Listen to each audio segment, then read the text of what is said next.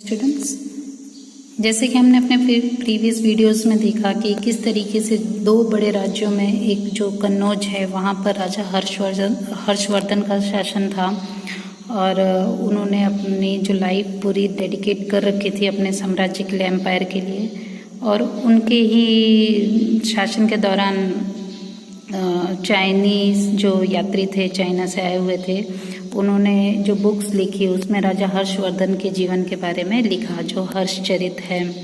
और राजा हर्षवर्धन स्वयं भी एक लेखक थे जिन्होंने कुछ बुक्स लिखी, जैसे नागानंद रत्नावली, प्रियदर्शिका। तो हम दो बड़े राज्यों के बारे में पढ़ रहे हैं इस चैप्टर में। तो एक तो हमने देख लिया कन्नौज, जहाँ पे राजा हर्षवर्धन का शासन था। अब हम दूसरा जो देखेंगे वो है वातापी। तो दो बड़े राज्यों में से एक है वातापी। तो जिस समय राजा हर्षवर्धन जो थानेश्वर में राज कर रहे थे नॉर्थ साइड में, उसी समय दक्षिण में, साउथ में राजा पुलकेशी सेकंड कर रहे थे राज, उनका शासन चल रहा था। तो दो बड़े राज्यों के में जो दो बड़े राजा थे, राजा हर्षवर्धन नॉर्थ में और साउथ में पुलकेशी सेकंड। तो हर्षवर्धन के जीवन के बारे में हमने देख लिया, उनके शासनकाल का। अब थोड़ा हम देखेंगे राजा जो पुलकेशी सेकंड थे उनके जीवन के ऊपर, उनके एम्पायर का डिस्कस करेंगे। तो मैं रीड करूँगी और एक्सप्लेन करूँगी, ध्यान से सुनते रहिएगा।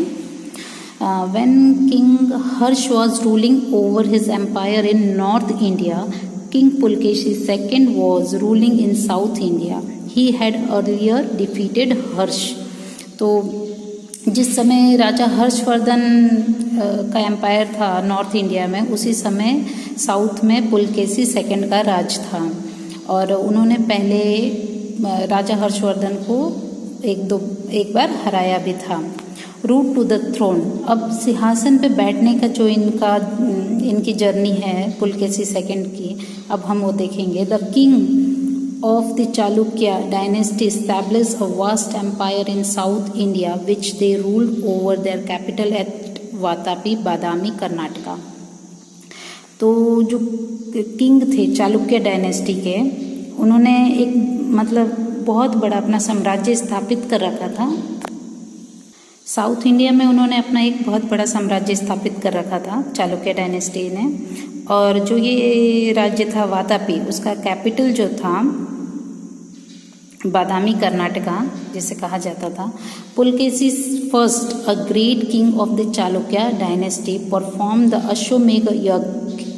तो जो उस समय थे पुलकेशी फर्स्ट से पहले, पुलकेशी सेकंड से पहले पुलकेशी फर्स्ट थे, जिनका राज था यहाँ पर चालुक्य डायनेस्टी के। वो राजा थे जिन्होंने अश्वमेघ यज्ञ भी कराया।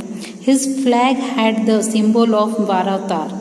तो उनके फ्लैग, जो उनका झंडा था, उसका सिंबल क्या था? Varavatar. His son Kirti Varma ascended the throne after him. तो पुलकेशी फर्स्ट जो थे, वो उनके जो पुत्र थे कीर्ति वर्मा, उन्होंने राज किया पुलकेशी फर्स्ट के बाद। He was succeeded by his brother Manglesh, who built the Grand Vishnu Temple at Vatapi.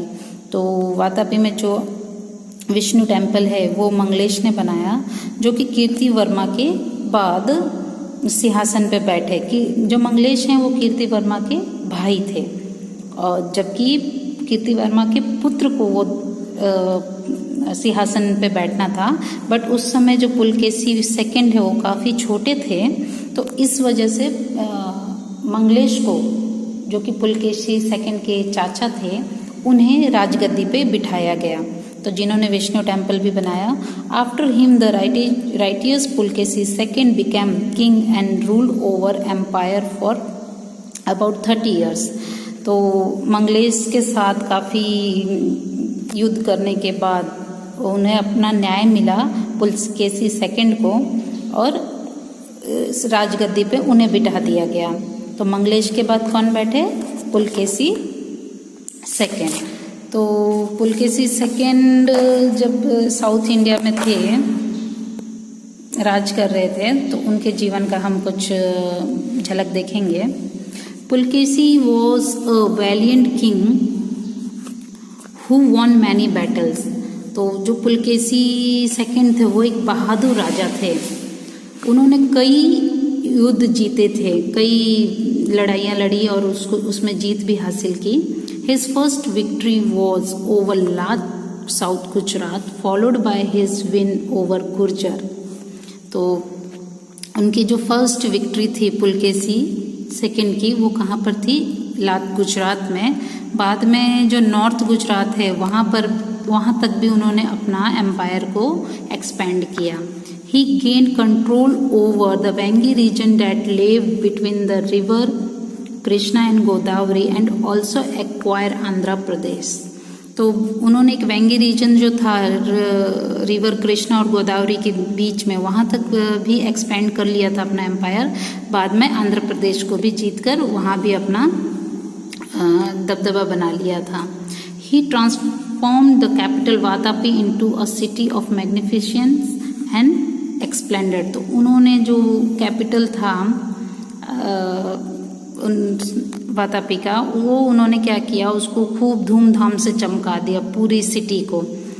The armies of Harshvardhan and Pulakeshi second fought a great battle near river Narmada in which the former was defeated. तो जो राजा हर्षवर्धन की army थी और Pulakeshi second की army थी, वो आमने सामने हुई नर्मदा रिवर के पास, और जिसमें हर्षवर्धन की आर्मी हार गई। This halted Harsh's expansion towards South India and so the empire of Kannauj could not extend it beyond Narmada. तो राजा हर्षवर्धन का जो साम्राज्य है वो नर्मदा रिवर से आगे नहीं बढ़ सका और साउथ इंडिया में उन्होंने जीत हासिल नहीं की। तो वहाँ पर चालुक्य डायनेस्टी के राजा पुलकेशी सेकंड का ही राज चलता रहा। तो ये एक बड़ी हार थी राजा हर्षवर्धन के लिए। Pulakeshi second was not only a great warrior but also lover of art. तो जो पुलकेशी सेकंड थे, ऐसा नहीं था कि वो बहादुर एक राजा थे, शासक थे, योद्धा थे, बल्कि वो आर्ट प्रेमी भी थे। मीन्स कलाकारी, ये सबसे उनको काफ़ी प्रेम था, उन्हें अच्छा लगता था। The cave of Vatapi and Dharapuri were built during his rain. तो ऐसा कहा जाता है कि ये जो केव हैं, गुफाएं हैं, बनाई गई हैं वातापी और धारापुरी की, वो पुलकेशी सेकंड के ही राज्य में बनाई गई है, शासन में। The famous cave morals of Ajanta were also painted at that time. तो जो अजंता केव्स के जो मोरल्स हैं, चित्र हैं, मूर्तियां हैं, वो भी उस समय पेंट की गई। In his travel Hiuen Tsang visited the court of Pulakeshi second and has given a vivid account of its grandeur.